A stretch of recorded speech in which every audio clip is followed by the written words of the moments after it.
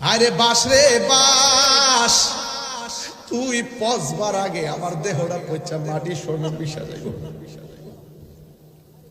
3 দিন পরে নাকি নাকটা পচে যাবে, নাকটা পচে যাবে।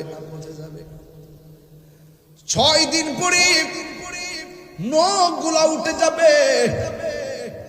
9 দিন পরে মাথার চুলগুলো খুলে পড়ে যাবে রে। এরপরে চোখের মধ্যে অ্যাটাক করবে, পেটটা ফুলে ফেটে যাবে। বাঁশের জারের দিকে তাকায়া ভিতরটা নাড়া মারছে। ও বাস, তুই পচবার আগে আমি বুঝি কবরে পচা যাবো রে। তোর দিয়ে আল্লাহ বড় মজবুত করে বানাইছে, আমি কেন পচা যাবো রে। এই কবর বড় সাংঘাতিক। এই কবরে যারা গেছে এরা জানে কবরটা কতদিনে কত মার যাইতেছে। ওই কবরটা বড় সাংঘাতিক জায়গা। আল্লাহ রাব্বুল আলামিন কোরআনে বলে দিয়েছেন, কাইফা তাকফুরুনা বিল্লাহি ওয়া কুনতুম আমওয়াতান ফাআহইয়াকুম সুম্মা ইউমীতুকুম সুম্মা ইউহয়ীকুম সুম্মা ইলাইহি তুরজাউন। আল্লাহ রাব্বুল আলামিন কয়, ও পৃথিবীর মানুষ, তোমরা কেমন করে আমি আল্লাহকে অস্বীকার করছো?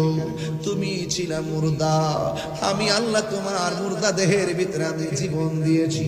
জীবন দেওয়ার পরে তুমি অনেক কিছুর মালিক হয়েছো। এমন একটা থাবা তোমার জীবনে আসবে যে থাবার নাম হলো মৃত্যু।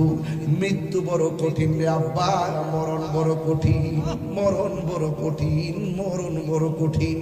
নাকটা মুখটারে 2 মিনিটের লাগে বন্ধ করে দেখো, শ্বাসটার কত দাম রে।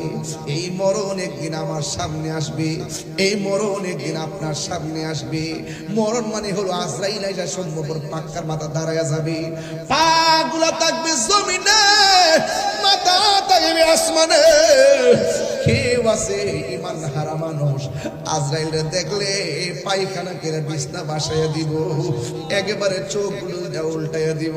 আজকে দেখলাম ইউটিউবে একটা বক্তা ওয়াজ করতেছে, হঠাৎ করে এইভাবে কি যেন করতেছে। কিছুক্ষণ পরে দেখলাম মানুষটা আস্তে করে মৃত্যুর কোলে পড়ে গেছে। যখন হাতটা বাড়ি মারছে বুঝা ফেলাইছি আজরাইল বুঝি ওই সময়টার মধ্যে তারা ধাও মারছে। এমন ভাবি বুঝি মানুষ শেষ সময় দুনিয়া থেকে বিদায় হয়ে যায়। সে যে নামে আজরাইল, সঠিক সময় সম্ভবর পাক্কার মাথা তোমার ঘরে হইব।